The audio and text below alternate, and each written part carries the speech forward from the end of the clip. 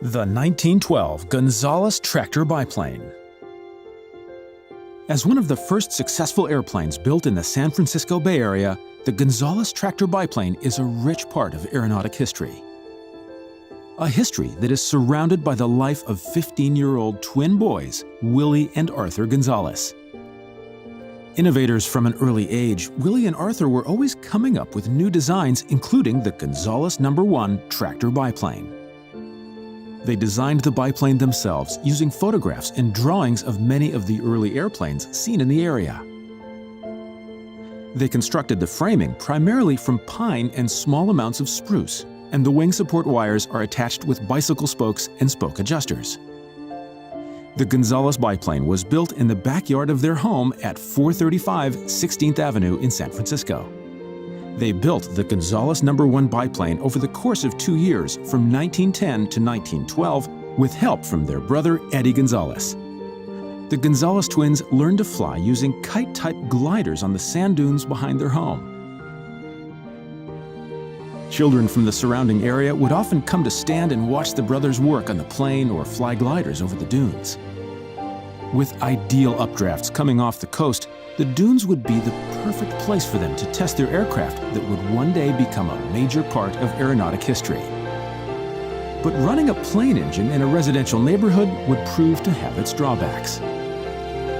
Several of the Gonzales neighbors filed complaints about the noise the plane engine was making during the twins' tests.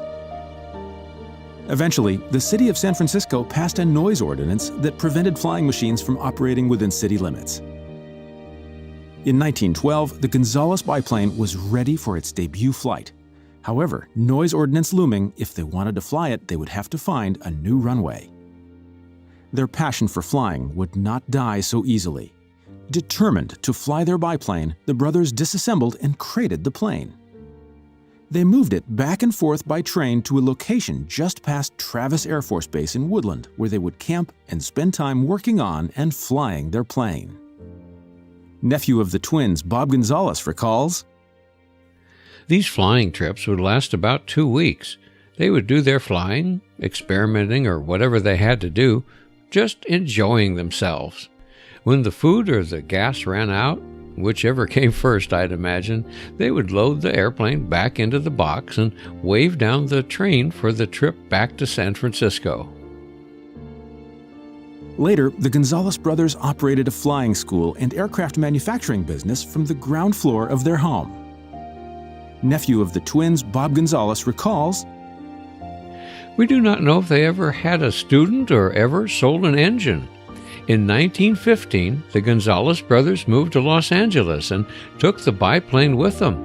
My uncle saved everything, all of their old props, old lumber, and the American flag they had when they were flying.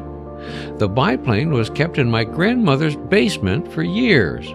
When my last uncle died in 1975, I went to Los Angeles to get the airplane. I brought back everything I could and began to sort through it. They had a lot of designs, drawings, and letters, and old photographs." The center section of the fuselage was rebuilt from the original plans. However, all other parts of the airplane are original. A Kemp 4-cylinder vertical engine powered the Gonzales brothers tractor biplane and surprisingly rotates opposite of standard engines. The Kemp engine that is displayed on the aircraft is the original engine and is still operable to this day.